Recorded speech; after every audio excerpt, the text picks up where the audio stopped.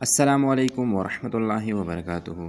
آج کا وظیفہ ان بھائیوں کے لیے ہے جن کی دکان بالکل نہیں چلتے، کاروبار بالکل رک گیا ہو، تو ایسے بھائی یہ عمل اور وظیفہ کریں، انشاءاللہ بہت فائدہ ہوگا۔ دکان و مکان کی بندش ختم کرنے کے لیے مجرب نقش۔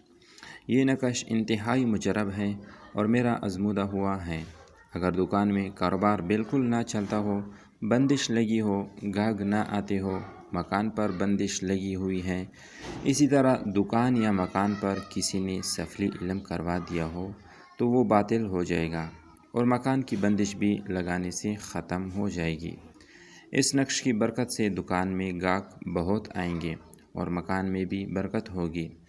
تو مندرجہ ذیل نقش کو باوضو ہو کر لکھنا ہے اور دروازے کے سامنے والی دیوار پر اس طرح لگانا ہے کہ یہ بالکل سامنے نظر آئے، انشاءاللہ بہترین ہو جائے گا۔ تو میرے محترم بہنوں اور بھائیوں، یہ نقش ہیں، آپ نے باوضو ہو کر لکھنا ہے اور پھر دکان کی بالکل سامنے والی دیوار پر لٹکا دینا ہے۔